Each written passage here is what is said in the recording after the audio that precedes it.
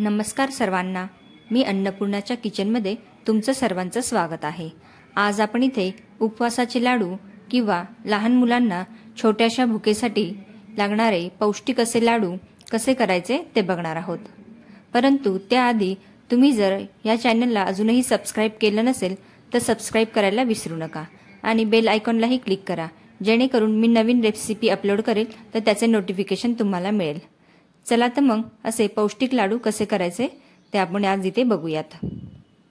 इथे मी अंदाजे शेंगदाणे घेतलेले आहेत। शेंगदाणे छान असे खरपूस भाजून घ्यायचे आहेत। व्यवस्थित शेंगदाणे भाजल्यानंतर इथे मी थोडेसे काजू आणि थोडे बदाम घेतलेले आहेत। ते सुद्धा अगदी थोड्याशा मंद आचेवर भाजून घ्यायचे आहेत।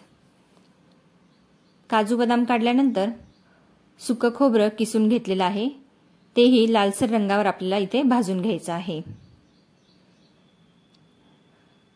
बारीक गॅसवर छान असं लालसर रंगावर खोबरं इथे भाजून झालेलं आहे। तर आता हे सर्व जिन्नस मी एका परातीमध्ये काढून घेते। आता इथे शेंगदाणे, खोबरं, बदाम, काजू हे सर्व एका परातीमध्ये थंड होण्यासाठी मी काढून घेतलेलं आहे। हे पदार्थ थंड होतात तोपर्यंत आपण गूळ चिरून घेऊयात।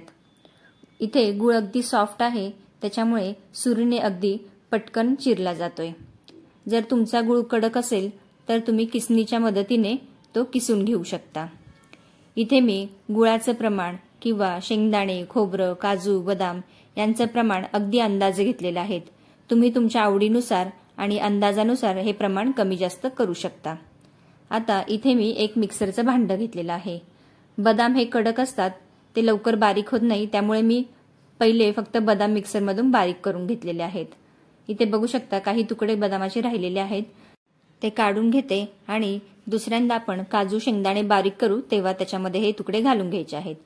आता बदाम बारीक झाल्यानंतर इथे मी काजू घेत आहे, त्याच्यामध्ये थोडे शेंगदाणे, थोडंसं खोबरं आणि थोडासा गुळही घालून घ्यायचा आहे। म्हणजे असं सगळं थोडं थोडं प्रमाणात घातलं म्हणजे ते व्यवस्थित मिक्स होतं। आता इथे थोडासा गुळही घालून घ्यायचा आहे।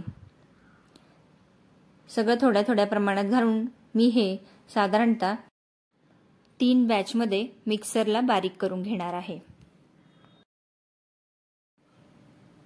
आता छानसं हे बारीक आपलं हे मिश्रण झालेलं आहे। दुसऱ्या बॅचलाही आपण अशाच पद्धतीने थोडे शेंगदाणे, थोडे खोबरं, थोडे काजू आणि थोडासा गूळ घालून मिक्सरला छानसं बारीक वाटून घ्यायचं आहे। शेंगदाणे छान बारीक वाटले गेले म्हणजे त्याला छान तेल सुटतं आणि गुळाच्या ओलाव्याने ते लाडू छानपैकी बांधले जातात। जर तुमचे शेंगदाणे कोरडे असतील, त्याला खूप तेल सुटणार नसेल तर तुम्हाला वरून तूप घालायची आवश्यकता वाटेल, पण इथे माझ्या शेंगदाण्याला छानसं असं तेल सुटलेलं आहे आणि बिलकुलही इथे तुपाची गरज लागली नाही। छान असं सगळं मिक्सरमध्ये बारीक वाटल्यानंतर व्यवस्थित मिक्स करून इथे मी लाडू वळायला घेतलेले आहेत। अगदी छानसे लाडू आपले वळले जात आहेत। तुम्ही तुमच्या अंदाजाने लहान मोठे तुम्हाला जसे आवडतील तसे लाडू इथे बांधून घ्यायचे आहेत। पौष्टिक, लहान मुलांना आवडणारे, शक्तिवर्धक आणि उपवासालाही चालणारे असे लाडू आपले इथे तयार आहेत। तुम्हाला इथे एक लाडू फोडूनही दाखवते। अगदी सुंदर असे लाडू आपले तयार झालेले आहेत। लहान मुलांच्या डब्यात देण्यासाठी पौष्टिक असे शेंगदाणा आणि ड्रायफ्रुट्स लाडू आपले इथे तयार झालेले आहेत। तुम्हाला ही रेसिपी कशी वाटली ते कमेंटमध्ये नक्की कळवा आणि लाईक शेअर करायलाही विसरू नका। अजूनही सबस्क्राइब केले नसेल तर प्लीज सबस्क्राइब करायलाही विसरू नका। धन्यवाद।